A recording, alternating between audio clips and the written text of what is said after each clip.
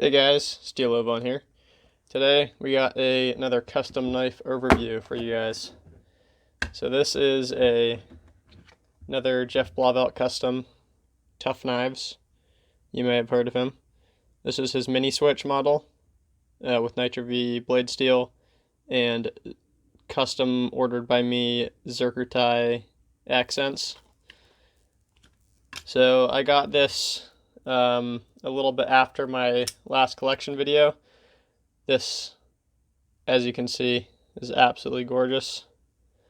I'll get a size comparison for you guys to start. So I ordered this from Geoff. I was just messaging him back and forth, and I was like, "Hey, you want to make something in Zircuti?" And he was like, "Ugh, I hate Zircuti. Everybody always asks for Zircuti," which I get. It's a pain to work with, and maybe not always the most desirable material as far as wear. It's definitely a fancier material, but it's not something that I'd had in my collection before. So as you guys can see there, it's same thickness as the Native 5 and the PM2. But he begrudgingly obliged, and I ordered in this piece of, this is Chad Nichols' Pharaoh Pattern Zircuti, which is these sort of triangles, I think is why they call it Pharaoh Pattern. But they call it, this is alloys of zirconium and titanium forged together to make that awesome pattern. As you can see, it's just totally wicked. But I requested a switch in this material. It's got Nitro V blade steel, as you can see. A beautiful hand rub satin on there. Absolutely wicked. This show scale is solid Zircuti. That Pharaoh stuff. You can see the handle screws are anodized blue, so they match. And I told them specifically to keep it blues and purples. Oftentimes you can get yellow mixed into this pattern if you heat it too much. So he obliged, and it's absolutely beautiful, as you guys can see, I'm sure. Blackened pivot screw. He does custom pivots, and you can see how there's like space around it, which is neat. So moving on to the back, spine is satin as well, and you can see that wicked pattern there on the pocket clip. Floating back spacer, which is neat that he included that, and also on the show scale. It's really cool. On the lock side here, also satin, but it's got a super nicely done pivot collar.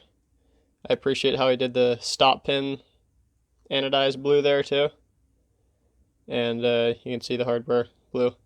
These the lock side is just stonewash titanium, and I don't know if you guys can see, but down in the lock bar cutout he left it kind of a blue color to match, which is really awesome. Sorry, this light isn't ideal for this, but holy cow, this material is awesome. That was sort of the idea for this build, was to highlight this very expensive material. I think I spent around $600. I bought the full billet of Zircuti, and I sent it to him, and he made this wicked thing. Also, he's got these cool decorative holes that sort of add some traction there for the flipper tab. Oh, that was a bad deployment. It was my bad entirely. But action is smooth. Not quite drop shutty, but as you can see, you can close it with a couple shakes. And no lock stick, good centering, and this thing is just really cool. So it took me, it took him a couple weeks to make this thing, to get the material in. It was at least over a month from the initial texts and ideas to him actually making it. And then I went and picked it up, so I got to hang out with him for a bit, check out his shop. And this is right before his shop flooded. I don't know if you guys follow him, but he recently had his shop get decimated by crazy floodwaters here in Pennsylvania. So thankfully, I think he's mostly recovered from that now, and is back to making knives. But this was from right before that. Probably one of the last blades he made since the flood. That hand rip satin is just gorgeous. Once again, this camera does not do it justice, and I apologize for that, but I hope you guys can at least see some of how wicked this knife is. So this knife's super cool. It's custom order, and I